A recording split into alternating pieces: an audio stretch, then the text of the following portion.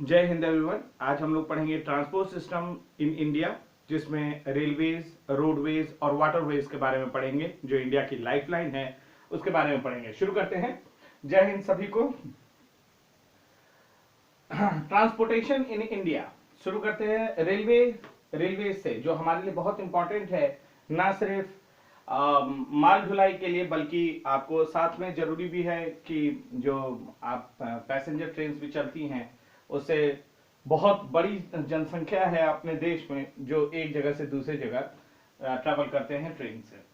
चलिए शुरू करते हैं। Railways, Indian railway system is the second largest in Asia और फोर्थ लार्जेस्ट इन वर्ल्ड है। सेकेंड पोजीशन पे है इंडिया और फोर्थ है लार्जेस्ट है आपको वर्ल्ड में, क्योंकि चाइना और यूएस के पास इससे भी हमारे से भी ज्यादा रेलवे का नेटवर्क मौजूद है। इसके बाद इंडियन रेलवेज ऑपरेट करती है अपनी जो रेलवे एक्टिविटी है वो 3 गेज पर, broad gauge, metre gauge, narrow gauge. Gauge क्या होता है? जो आपको ट्रैक्स जिस पर ट्रेनें चलती हैं उनके बीच का जो लेंथ है उसको बात करते हैं। तो जो ट्रैक्स है आपके जिस पे ट्रेनें चलती हैं, ये इसके बीच की जो दूरी है इसको हम लोग गेज बोलते हैं। तो अगर हम ब्रॉड गेज देखें जिस पर ज्यादातर ट्रेनें आज चलती हैं 1.676 मीटर है, वो आपको करीब करीब ये जो आपका ब्रॉड गेज वाला ये वाला जो हिस्सा है इस पर आपको ज्यादातर ट्रेनें चलती, क्योंकि अपना देश में जनसंख्या इतना है और बहुत ज्यादा दबाव है रेलवे पर। फिर दूसरा है मीटर गेज, जो मध्य प्रदेश रीजन में शहरों में चलती है मीटर गेज। जो मीटर गेज आपको मीटर गेज है, 1 मीटर की ही लेंथ होती है। तीसरा जो पहाड़ी रीजन्स पर जहां कम जनसंख्या, बहुत ज्यादा ट्रैवलिंग करने वाले नहीं है, जैसे दार्जिलिंग वगैरह आप चले जाइएगा तो वहां पर देखिएगा टॉय ट्रेन वगैरह चलती है, नैरो गेज पे चलती हैं। तो इन तीनों गेज पर आपको हम भारतीय रेल अपना ऑपरेट करता है रेलवे नेटवर्क। अभी प्रेजेंट टाइम में गोरखपुर के पास सबसे लंबा रेलवे स्टेशन है, सबसे लंबा रेलवे प्लेटफॉर्म है, इनफैक्ट 1.3 किलोमीटर का। उससे पहले आपको खड़गपुर के पास था। ये आपको बदलता रहता है क्योंकि अब नए नए प्लेटफॉर्म्स बन रहे हैं, विस्तार किया जा रहा है। तो अभी प्रेजेंट टाइम में गोरखपुर है। आइए नेक्स्ट चलते हैं। ये रेलवे जोन्स हैं और ये उनके हेडक्वार्टर्स है जहां से ये इस जोन की सारी डिसीजन मेकिंग और सारा ऑपरेशन उनके हेडक्वार्टर से चलता है। आप जानते हैं कि जो सबसे पहली ट्रेन चलाई गई थी इंडिया में वो बॉम्बे से थाने था, 34 किलोमीटर का स्ट्रेच था। ईयर था 16 अप्रैल 1853। लॉर्ड डलहौजी का टाइम रहा है। फिर सेकेंड ट्रेन जो चली आपको हावड़ा से हुगली 1854 में। फर्स्ट इलेक्ट्रिसिटी ट्रेन जिनका नाम था डेक्कन क्वीन। डेक्कन क्वीन के नाम से मशहूर कौन सा है? पुणे शहर को बोला भी जाता है डेक्कन क्वीन। इसको इंट्रोड्यूस किया गया था 1929 between Bombay and Pune. Next आइए, इंडियन रेलवे का सबसे लंबा रूट जो है वो है डिब्रूगढ़ आसाम से लेकर के कन्याकुमारी। आप इस मैप में देखिएगा, कन्याकुमारी से ये सबसे लॉन्गेस्ट रूट है किसी भी ट्रेन का। काफी समय लगता है, 4273 किलोमीटर है ये करीब करीब। अच्छा, फर्स्ट मेट्रो ट्रेन कहां इंट्रोड्यूस किया? कोलकाता में सबसे पहले इंट्रोड्यूस किया गया अक्टूबर 1984 में। इंडियन रेलवेज के पास नेटवर्क है 7030 स्टेशन। अब ये बढ़ चुके हैं। एक मोटा मोटी समझने के लिए आपको कि इंडियन रेलवे के पास इतनी ज्यादा है, route length of 63,974 kilometre. Present time में देखना होगा कि ये और बढ़ा है और लोकोमोटिव फ्लीट है 8593। याद रखिएगा, रेलवे सबसे ज्यादा पैसा कमाती है इंजन बना करके, ध्यान रखिएगा। उसको और चीजों से बहुत ज्यादा फायदा नहीं है कि पैसेंजर्स को ढुलाई करने पर। सबसे मेजर फायदा है इंजन बना करके। इंजन का एक्सपोर्ट होता है इंडिया से दूसरे कंट्रीज के लिए। फिर रैपिड मेट्रो ट्रेन जो चली आपको गुड़गांव में आपको शुरुआत हुई 14 नवंबर 2013। आइए रोड नेटवर्क देखते हैं। हमारे यहाँ 48 लाख किलोमीटर अप्रॉक्स अब ये बढ़ चुका है, इतना करीब करीब है। क्वेश्चन आता है कि हमारे यहाँ लॉन्गेस्ट स्टेट हाईवे कौन सा है इंडिया में? तो आप ये देखिए NH44। ये NH आप देख रहे हैं जोड़ रहा है श्रीनगर से लेकर के कन्याकुमारी तक। ये लॉन्गेस्ट NH है इंडिया का। और NH47A है वो सबसे शॉर्टेस्ट है, उसके बारे में अभी बात करेंगे। NH47A सबसे शॉर्टेस्ट हाईवे है, वो कुछ ही किलोमीटर का है, बहुत ज्यादा नहीं है। NH47A also known as NH47A, ए जरूर ध्यान रखिएगा। ये शॉर्टेस्ट हाईवे है इंडियन हाईवे नेटवर्क का। ये सिर्फ 6 किलोमीटर का आपको लेंथ लंबाई है। ये कुड्डनूर और कुड्डनूर को जोड़ता है वेलिंगटन आइलैंड से कोची केरला में, याद रखिएगा 47A। अच्छा, अब ये देखिए अगले मैप पे चलते हैं। ये है कॉरिडोर्स, ध्यान रखिएगा इसमें 2-3 चीजें आप देख रहे हैं, north south east west corridor और उसके बाद गोल्डन क्वाड्रिलेटरल। 2-3 बातों को समझिए। हम लोगों ने चारों दिशाओं को मैक्सिमम लेंथ ऑफ रोड से, नेविगेबल रोड से जोड़ दिया है। सबसे पहले आप देखिए वेस्ट से पोरबंदर से लेकर सिलचर तक वेस्ट और ईस्ट को जोड़ा, ये कॉरिडोर है ना, आपको ईस्ट वेस्ट कॉरिडोर। फिर उसके बाद आइए नॉर्थ साउथ कॉरिडोर, श्रीनगर से लेकर के कन्याकुमारी तक जोड़ा हमने, पूरे भारत के कोने तक नेविगेबल जो यात्रा करने लायक रोड है। इंटरसेक्ट कहां करता है आपको ईस्ट वेस्ट कॉरिडोर और नॉर्थ साउथ कॉरिडोर, यहां पर झांसी में, ध्यान रखिएगा। सबसे ज्यादा मैक्सिमम लेंथ किस स्टेट के पास है रोड का? महाराष्ट्र के पास। डेंसिटी सबसे ज्यादा कहां है रोड का? तो केरला के पास। ध्यान रखिएगा ये दोनों अलग है, maximum length Maharashtra, maximum density of road Kerala के पास है। अच्छा, इसी में लाल वाला देखिए, ये जो है गोल्डन क्वाड्रिलेटरल है, जो अटल बिहारी वाजपेयी जी के समय में बना था 4 महानगरों को जोड़ने का, ठीक है, ताकि ट्रेड को सुगम बनाया जा सके। आइए, ये कुछ इंपॉर्टेंट नेशनल हाईवेज हैं जो आपको देखा जाता है। NH1 और NH2 को बोला जाता है कि शेरशाह सूरी का इसमें रोल रहा है, क्योंकि इसका अर्ली हिस्ट्री रहा है। बाकी आप देख सकते हैं कि ये अलग अलग NH नेशनल हाईवे का नंबर और ये कहां से कहां को जोड़ता है। हमारे यहाँ रिवर्स भी है जिससे वाटर ट्रांसपोर्ट होता है, हालांकि ये बहुत ज्यादा यूरोप की तरह तो हम लोग इस्तेमाल नहीं करते, लेकिन तो भी हमारे यहाँ waterways NH-NW1 national waterways Allahabad से हल्दिया, है ना, इस तरह से करके अलग अलग रिवर पे कुछ इस्तेमाल होता है, आपको कंसाइनमेंट लाने ले जाने के लिए आपको इस्तेमाल होता है। ये देखिए नेशनल वाटरवेज जो है, इसमें NW1 आपको 1620 किलोमीटर का यूपी बिहार झारखंड वेस्ट बंगाल को कवर करती है। ये देखिए इलाहाबाद से लेकर के हल्दिया तक आती है, ये करीब करीब, है ना, ये हल्दिया तक पहुंचती है। इस तरह से आप देखिए अलग अलग जो ब्लैक करके दिखाया गया है, ब्लैक लाइंस करके दिखाया गया है, जैसे ब्रह्मपुत्र धुबरी टू सादिया, ये देखिए ब्रह्मपुत्र धुबरी टू सादिया है ना। इस तरह से ब्राह्मणी डेल्टा, ये आपको उड़ीसा के आसपास का, आपको उड़ीसा उससे ऊपर थोड़ा आपको बंगाल के आसपास का। फिर इस तरह से देखिए गोदावरी कृष्णा, तो ये आपको हम लोग चाहें तो इसे और बढ़ाया जा सकता है।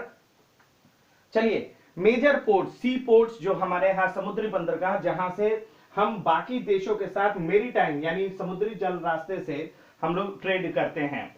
तो कांडला सी पोर्ट, ये इंपॉर्टेंट है क्योंकि यहां से सवाल पूछता है दोस्तों, इसलिए ध्यान दीजिएगा।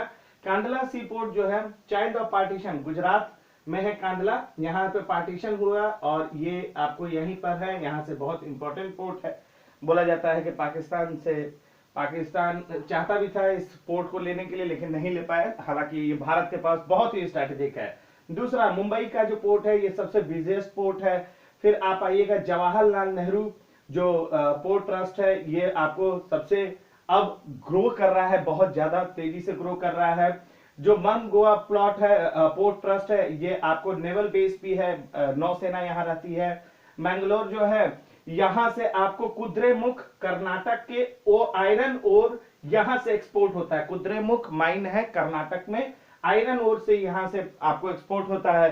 कोचीन है जो कि नेचुरल हार्बर है ना, यहाँ पानी अपने आप आता जाता है, ये नेचुरल हार्बर है, इसमें कोई इंटरफेरेंस नहीं है, आर्टिफिशियल कोई इंटरफेरेंस नहीं है। और जगह को थोड़ा डिजाइन भी किया गया लेकिन कोची का ऐसा नहीं है। फिर इधर आइए पारादीप जो है, यहां से आयरन ओर आपको जापान के लिए ट्रेड होता है, आयरन ओर, ध्यान रखिएगा। पारादीप से उड़ीसा में है, हाँ आयरन ओर। उसके बाद आइए विशाखापट्टनम, ये भारत के जितने सी पोर्ट है उसमें सबसे डीपेस्ट पोर्ट है, ये आपका आंध्र प्रदेश में है। फिर चेन्नई, ये ओल्डेस्ट भी है और साथ में आर्टिफिशियल है, यानी सबसे पुराना है और आर्टिफिशियल, इसे हम लोगों ने अपने हिसाब से डिजाइन करके बनाया है। फिर इन्नौर जो है ये प्राइवेट होल्डिंग है। ये इन्नोर पोर्ट जो है वो प्राइवेट होल्डिंग है, मतलब इसे प्राइवेट होल्डिंग प्राइवेटाइज्ड है, यानी वहां लोकल पोर्ट ट्रस्ट इसका इस्तेमाल करती है। पोर्ट ब्लेयर जो है आपको नीचे जाएगा करीब करीब, पोर्ट ब्लेयर जो है वो स्ट्रेटेजिक लोकेशन, यहां भी आपको पोर्ट मौजूद है, ध्यान रखिएगा। तो ये मेजर सी पोर्ट है, इतना ही नहीं है और भी है, और ईस्टर्न कोस्ट पे ज्यादा पोर्ट्स पड़ते हैं वेस्टर्न कोस्ट के मुकाबले, ये भी ध्यान रखिएगा। फिर आइए लिस्ट ऑफ इंपॉर्टेंट पोर्ट्स। आप देखिए हम लोगों ने इसके बारे में पढ़ा भी है, यहां पर आपको कुछ और पोर्ट्स भी है जो कि आपको ऑल वेदर डायरेक्ट पोर्ट्स हैं। ये पोर्ट लोकेशन जो है ऑन कोस्ट और शोर that contains or more harbour where ships can dock.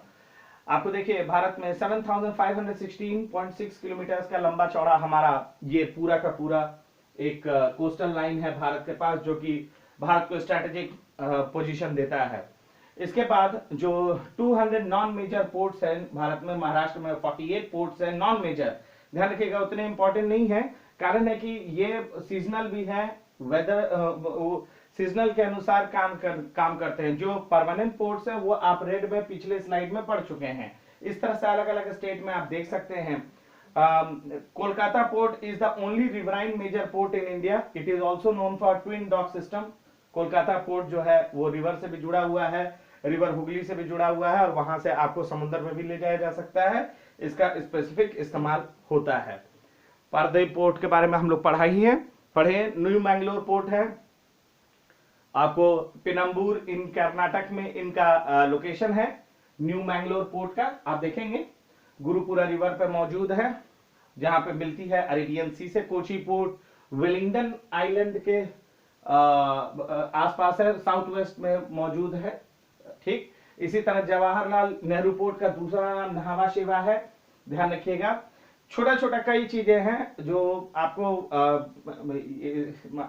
पता चलता है, इसको पढ़ेंगे तो पॉज करके वीडियो को। मुंबई पोर्ट को oldest modern port of India, initially the location was used by navies of Shivaji. ध्यान रखिएगा शिवाजी के इस्तेमाल होने वाला शुरुआती पोर्ट था मुंबई पोर्ट, और शिवाजी को कहा जाता है फादर ऑफ इंडियन नेवी भी, क्योंकि सबसे पहले इन्होंने ही नेवी का कॉन्सेप्ट को लेकर के आया था। कांडला पोर्ट तो आप जानते हैं कि built after partition as the Karachi port. Karachi port जब पाकिस्तान को चला गया तो उसके बदले भारत ने कांडला पोर्ट को डिस्कवर किया, इसीलिए चाइल्ड ऑफ पार्टीशन भी कहते हैं। विशाखापट्टनम पोर्ट वाइजैक भी आंध्र प्रदेश में है, यहां से कार्गो जाता है ईस्ट कोस्ट के लिए। Chennai port bay of Bengal second largest port है इंडिया का, after Jawaharlal Nehru port trust के बाद चेन्नई पोर्ट दूसरे नंबर पे आता है। तूतीकोरिन का नाम अब चल करके रिनेम करके वीओ चिदम्बरम पोर्ट के नाम पे कर दिया गया है, लोकेटेड है गल्फ ऑफ मन्नार। ये देखिए तूतीकोरिन यहाँ नीचे में है ना। Only port Tuticorin is the only port in South India to provide direct weekly container service to the United States. US को कंटेनर्स बड़े बड़े कंसाइनमेंट जाते हैं यहाँ से। एन्नोर पोर्ट का नाम कमराजर पोर्ट लिमिटेड किया गया है। First corporate port of India जो रजिस्टर्ड है पब्लिक कंपनी के नाम पर, सिर्फ 68% इस पोर्ट का हिस्सा सरकार के पास है, बाकी प्राइवेट ओनिंग है। मन गोवा पोर्ट गोवा में है, जो आयरन एक्सपोर्ट के लिए जाना जाता है। Port Blair 13th and youngest major port है इंडिया का, 2010 से है। पोर्ट इज बहुत स्ट्रेटेजिक इंपॉर्टेंस प्रोवाइड कराता है, जो आपको नीचे अंडमान निकोबार में है, and is closer to international shipping lines. Saudi Arabia, Singapore और यूएस सिंगापुर, ये दोनों शिपिंग लाइन्स हैं, यहां से आपको जहाजें आती जाती हैं कंसाइनमेंट लेकर के। आपको पोर्ट ब्लेयर पोर्ट बहुत पास पड़ता है, तो ध्यान रखिएगा। ये सारे जो है ये पोर्ट्स आपने देखे। अब देखिए एयर ट्रांसपोर्ट को हम लोग देख लेते हैं। सबसे पहले कौन किसने फ्लाई किया भारत में? जेआरडी टाटा थे, फर्स्ट पर्सन थे जिन्होंने अकेले फ्लाइट को उड़ाई मुंबई से कराची की शेयर में 1931 में। फिर 1935 में टाटा एयरलाइंस स्टार्ट किया अपना ऑपरेशन मुंबई से तिरुवनंतपुरम। 1937 में मुंबई से दिल्ली। भारत में जो एयर ट्रांसपोर्ट की शुरुआत हुई 1953 में एयरलाइन कंपनीज को नेशनलाइज कर दिया गया, राष्ट्रीयकरण कर दिया गया, और इंडियन एयरलाइंस और एयर इंडिया आपको सरकार के हाथ में ये आपको आज के समय में भी दिखता है। वायुदूत लिमिटेड को शुरू किया गया था 1981 में, और वो प्राइवेट एयर कैरियर थे, फिर उसको इंडियन एयरलाइंस के साथ बाद में जोड़ दिया गया। Indian airport authority of India, national airport authority were merged on 1995। अब AAI है, एयरपोर्ट अथॉरिटी ऑफ इंडिया है, जो सिविल एविएशन या एविएशन की जिम्मेदारी देखता है। ध्यान रखिएगा, भारत में जितने भी एविएशन है आपको पब्लिक के लिए, वो उसकी जिम्मेदारी एयरपोर्ट अथॉरिटी ऑफ इंडिया देखता है। Authority manages the civil aviation training के लिए भी की जिम्मेदारी को भी देखता है। इलाहाबाद में है। National institute of aviation management and research Delhi में मौजूद है। एयरपोर्ट से रिलेटेड ये आपको फेमस पोर्ट्स है। देखिएगा ज्यादातर जो नाम है किसी न किसी फेमस पर्सनालिटी के ही नाम पर आपको ये पोर्ट्स का नाम रखा गया है। याद रखिएगा, एयरपोर्ट्स का नाम रखा गया है किस सिटी में। ये सवाल आपको पूछता है कि छत्रपति शिवाजी के नाम पर जो पोर्ट का है वो कहाँ है। इस तरह से ये इसे भी आप देखें तो ज्यादातर जो नाम है वो किसी न किसी फेमस पर्सनालिटी के नाम पर है, उसका लोकेशन का है, किस सिटी में है और वो किस स्टेट में पड़ता है, ये लिस्ट आप देख सकते हैं। यहां से सवाल पूछता है तो इसे पॉज करके और इसे आप थोड़ा सा इलाज करके देखेंगे। जैसे राजीव गांधी इंटरनेशनल एयरपोर्ट हैदराबाद तेलंगाना में है। लोकप्रिय गोपीनाथ बारदोलोई इंटरनेशनल एयरपोर्ट गुवाहाटी असम में है। सरदार वल्लभ भाई पटेल अहमदाबाद गुजरात में है। केम्पेगौड़ा इंटरनेशनल एयरपोर्ट बेंगलुरु कर्नाटक में है। लाल बहादुर शास्त्री अपने वाराणसी उत्तर प्रदेश में है।